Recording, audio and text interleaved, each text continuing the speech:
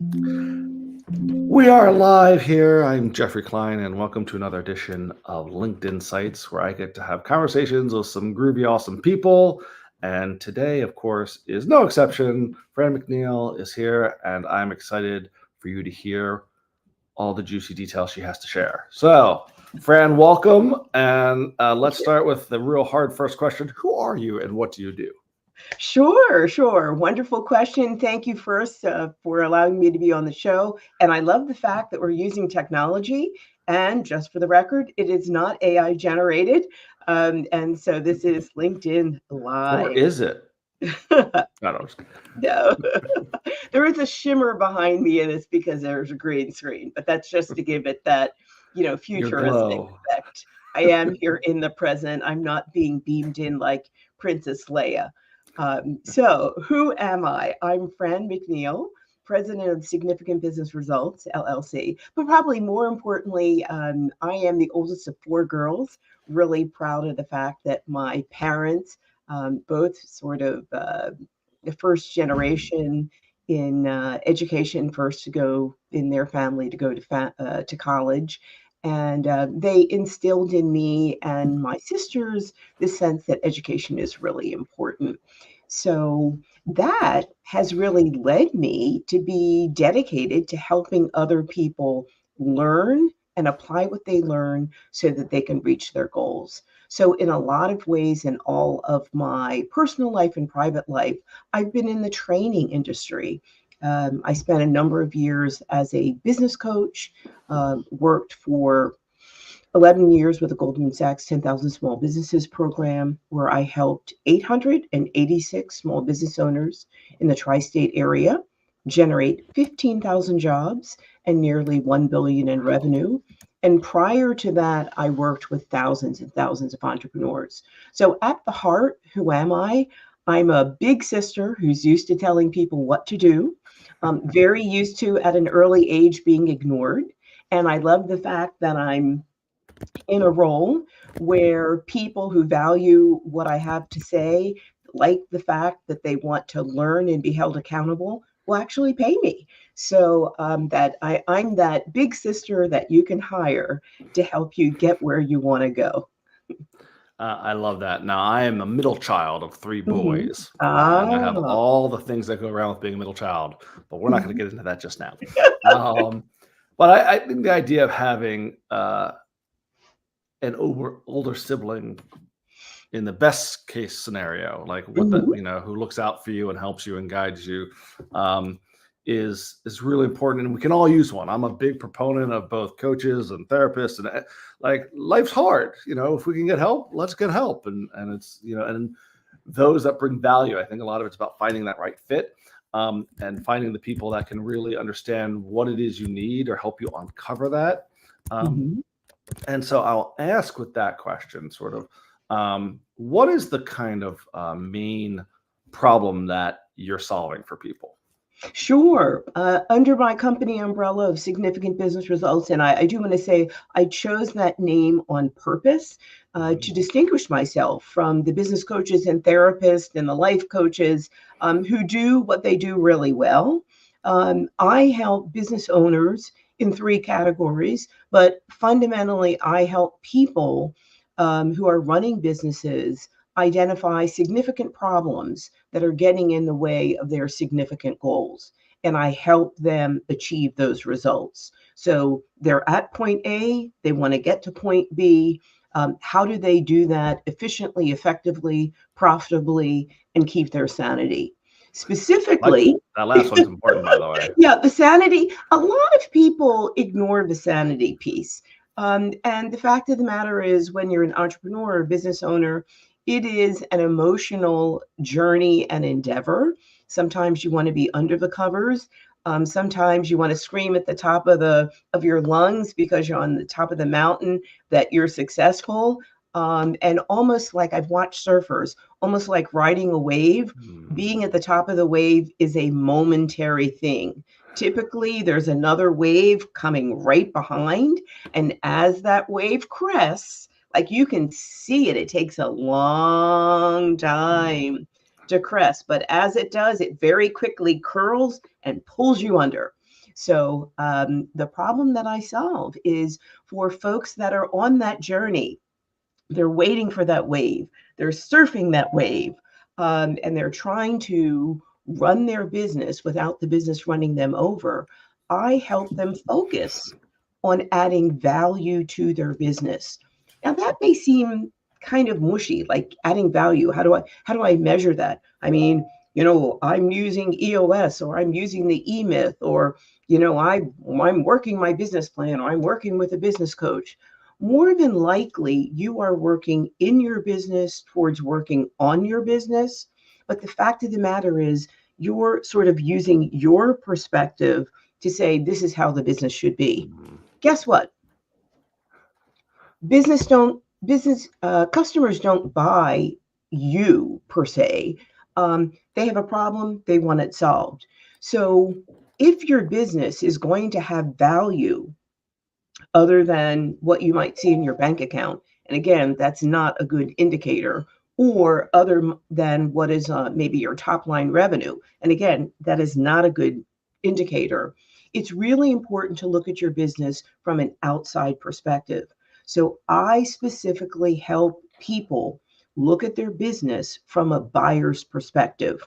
So it doesn't mean that you're going to sell your business, but when you go to get a loan, that loan officer is looking from an outside Right. perspective and saying, can you pay me back on time as I expect? Not as you promise, as I expect. If you want a strategic partner, they're looking at it from an outside perspective. Are you solid? Do you have contracts? Should I associate with you? Is this worthwhile? If you're getting VC or investor money, they're looking at it from an outside perspective. If you're close to retirement and you want to sell your business, the buyer is saying, hey, if this business is all about you, you branded yourself, guess what? When you sell the business, what am I buying? I'm not buying you because, already paid you off and you're out of the business.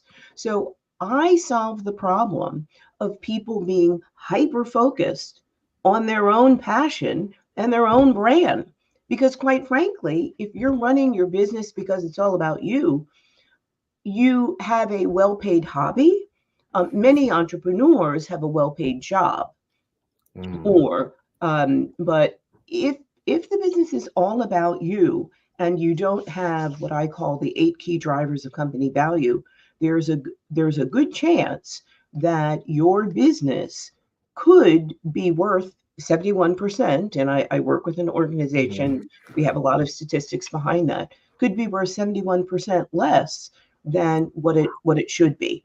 So it's that number. Like, again, if you're like, well, I haven't taken a vacation in a while, that tells me that you're in the owner's trap. If you're like, well, my business is really great, but basically I rely on Jane or Joe or Shaniqua or Jose, that means that you're dependent on that employee. And if they decide to leave, problem. So again, it is about stepping back, and because I'm not in your business, I have the ability to be objective. I'm not going to be lending me money. You're going to be paying me to help you do this. I work with business brokers. I work with accountants. I work with lawyers. I work with bankers. I work with insurance people. So I work with this financial community that supports business growth, business scale, and business wealth.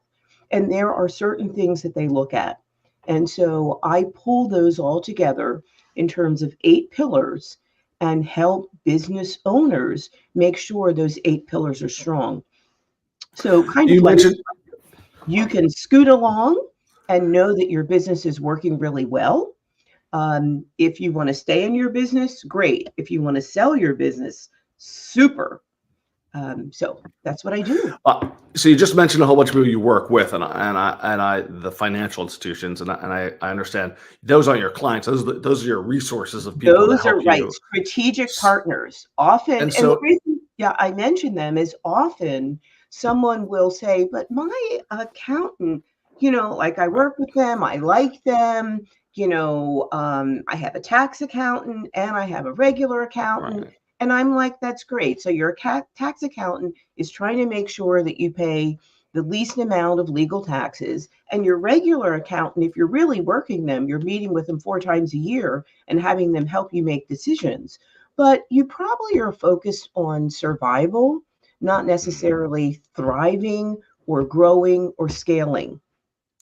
I help them help you take a different perspective and say, can the business run without you? And if so, if you can answer that question, yes, your business is automatically valuable. If you can't be out of the business for 3 months or more, then the answer is no.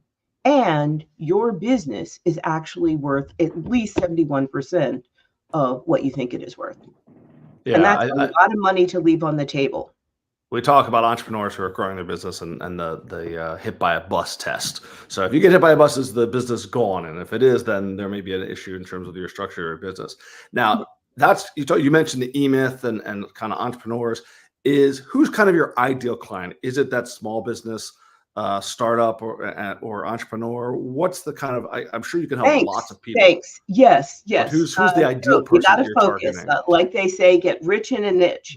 Not that I want to get rich off of anybody. In fact, I enjoy helping make people dangerous. And so people have the choice of working with me for a short period of time or have an ongoing relationship, ongoing business relationship. So the folks that I work best with, and I prefer not to call people small businesses. I don't work with startups though. Because there are a lot of resources for startups, and startups are making decisions that are critical. But I work with businesses that are in that 1 to 10 million stage that have 5 or more employees.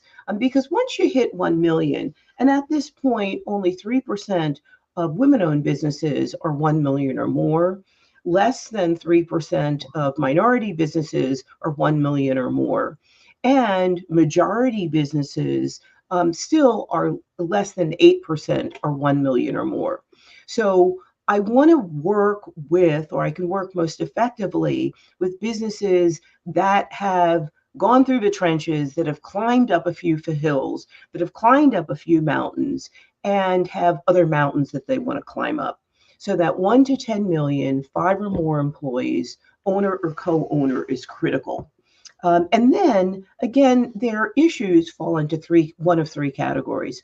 Either they are at the retirement age and they're saying, you know what, maybe because of the industry, maybe because of my age, maybe because I can't find anyone to pass my business on to, maybe because I've been getting flyers in the mail saying, do you want to sell your business? I mean, that's ridiculous. Don't take those offers up. Really, they're going to rip you off. But you're saying, I want to get out. I work with those folks because often they've been so busy running their business that they don't know what the outside world would think of their business. And when they have that heart-to-heart conversation with their accountant, even if you've owned your business for 30 years, their accountant will tell them, you know what, you'll get 500K. And the person has a heart attack. And I always say to accountants, when you do that, please have the CPR resuscitator like right there, because otherwise you're going to be liable for someone's, health issues. The second group are growth businesses. So businesses that are like, hey, I bring in 3 million in revenue. And I'm always like, okay, what's your bottom line? What's your profit margin? Right. And within your industry, are you where you need to be? Those growth businesses, again, are often using the E-Myth or often using EOS. They're focused on growth, but again, they're working on building the inside of their house. And when they go to get that loan, when they go to get that strategic partner, when they're considering maybe getting investors, what they're finding is folks are like, because the business isn't at that point of running without those 1 or 2 people who are in the leadership role. And finally, then the folks that are scaling. And those are the folks often that the VCs or the investors have said no to and they're mad because they're like, oh, but I'm young, I'm smart, I've got this tech company, I've got all the answers. My product or service is going to change the world. I'm going to be the next Amazon or Uber. And the tech investors are like, oh, we've heard this before. No. And I'm like, you know what? Again, you've been in your own head. So I focus on the outsider perspective. Let's actually look at these 8 key drivers and let's work through them as it relates to your company. And essentially what I'm giving you is the VC's playbook so that you're building towards their playbook. And then when you do your pitch, they're like, wait a minute, you're speaking my language. Like, you've answered all the questions I'm gonna ask. And that's really exciting, again, to help people be dangerous. So Ooh, I like people that. sometimes call me fantastic because I empower them to have the inside scoop so that not only are they running their business, but their business can run without them. And many times, business owners, regardless of the age, have this point where they're like, you know what? I'd like to spend 5 hours a week doing XYZ, whether it's on the golf course or starting another business or doing something totally unrelated to business. But if you can't step out for 5 hours or 25 hours or for 5 weeks, you're really not a business owner. Well, I love the fact that you bring perspective, which is something that I think is Yeah. super important for any business. And one of the ways that I try and get perspective is having conversations like this. But I'm also a believer in learning from business books and podcasts. Can you name a book or a podcast that you think is really worth the time to read or listen to? Well, podcast aside from yours, Yeah, aside from mine. am I pandering a little bit? Yes, but I think it's I think it's one of the things I like is that you've got these 9 questions and you allow your guests to sort of start off talking about themselves, which is a good way to get them warmed up, and move into topics that are of interest to your audience. So I think you do a nice job of that. Well, You're thank you. also a local guy. I'm in Bryn Mawr, you're in Villanova. So I kind of like supporting, the local effort. Appreciate that. So yeah, thanks. And I appreciate being part of your podcast. And you and I are also part of a speakers organization. So I think when there are affiliations, identifying a favorite podcast makes it a lot easier because there's common ground and you can also appreciate the efforts of the podcaster and say, I'm really glad that you do what I do and I can be a guest. So thank you for the work that you're doing. It's a win-win is how I look at it, because I love to have these conversations. I get to learn, I get to create some content for me and for my guests. So I feel fortunate that I can do this, and I'm even more fortunate that people say yes. Yes. So in terms of a book, the book that I have for you is one that folks may not have heard of. However, it is a book by John Warlow called Built to Sell. And so what's really cool about it is it, again, takes this outside perspective and says, what is it that you need to do to build your business? Even if you're a startup, but again, if you're in that growth stage or a scale stage or retirement stage, so that your business is positioned so that someone else would say, yes, I want to scoop it up. Yeah, even if you're not looking to sell, it's a great perspective to have, to see the health of your business and to see where maybe some gaps and things are. Yeah, I love that. Exactly. Approach. Some of the advisors that I work with say that basically they do a business health checkup. Right. Others focus on the fact that it really that book and that process that John talks about really allow you to look at your strengths and weaknesses again from the external. So it's about perspective. Right. And no, I mean I've worked with businesses and they've said, Fran, now that I know how valuable my business is and it can run without me, I am going to hold on to this. In fact, I literally got a confirmation email from someone the other day that said, hey, my business is bringing in steady cash flow and I don't have to be in it. I'm on the beach. I'm doing other things. Right. I'm going to milk this cow for a while. And I'm like, go ahead. glad I helped you get there. Yeah, and again, help is it's about having that outside perspective, and with that in mind, this is a LinkedIn origin podcast. I'm a big believer in the power of LinkedIn, um, and this is always a tough question to ask, and I always debate it. But then I always like the fact that when there's an opportunity to celebrate someone else. So, can you name a LinkedIn connection among the many that you love? I do have That many, yes, many. that At one you're point, like, I'm really happy that I'm connected to this person. yeah, Besides at myself. one point I was really serious, in like 2015. I'm like, I gotta get lots of LinkedIn connections.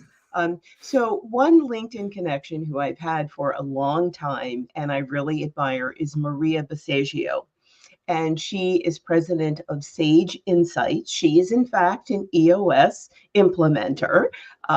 So I still love her. And she is also the board chair of a nonprofit that I sit on the board of called ANSB, the Advisory Network for Small Businesses.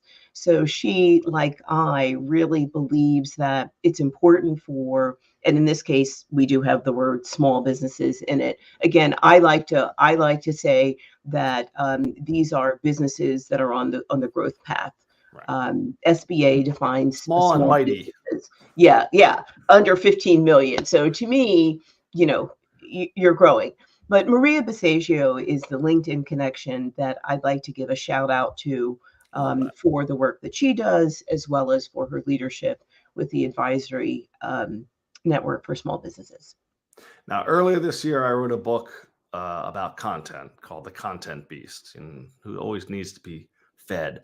So, in terms of what you like to consume, what's your kind of favorite content, whether it's blogs or podcasts or, shorts? What content do you find yourself really enjoying consuming? I enjoy the YouTube videos Hmm. because, and there's different topics that I follow. Sometimes it's food cooking because Hmm. my father, once my mother passed away, my father decided that he was really going to go into the kitchen and took Love it it. upon himself to, explore, follow the New York Times recipes to the T the first time, and then we'd sit down at dinner and sort of do a what worked, what didn't work. The Ah, second time he would look at all the comments and incorporate some of the comments. right. We'd sit down and do a yes no. And then the third time he would go hog wild and experiment with whatever was in the kitchen. And so I like to follow YouTube cooking videos because Love it. in a way it's more than a metaphor.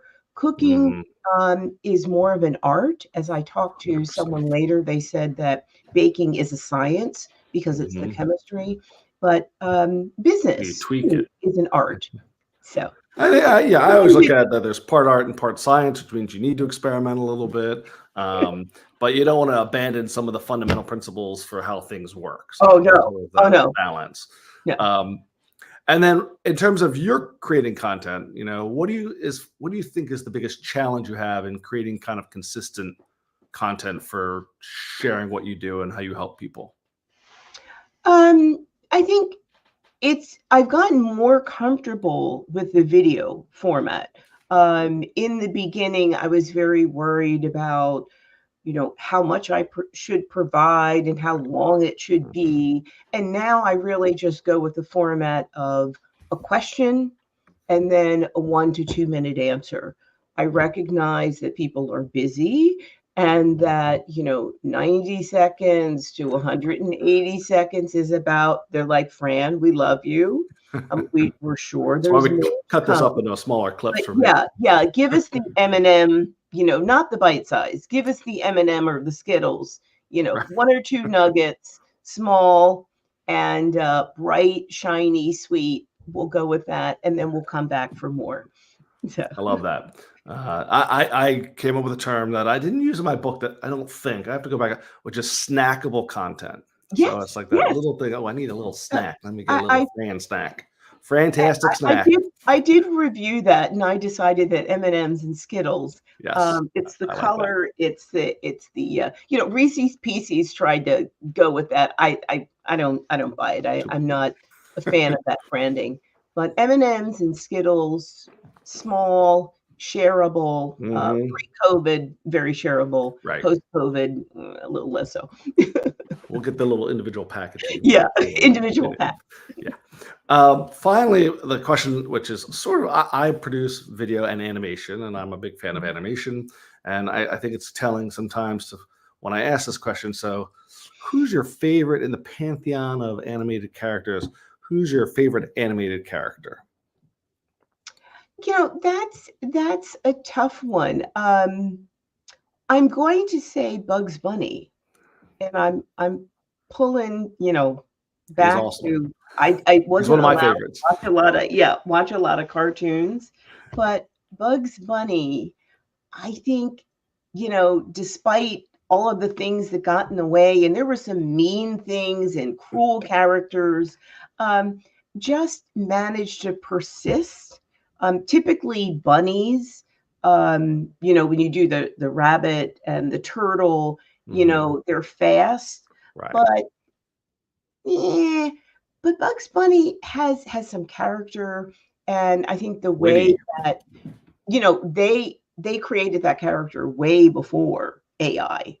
Mhm. So yeah, And that's a Bugs good thing too. Bunny. We won't talk about your favorite. But in 5 years from now, I'm saying, what's your favorite AI animated character? But hopefully, it'll be a little way before that occurs.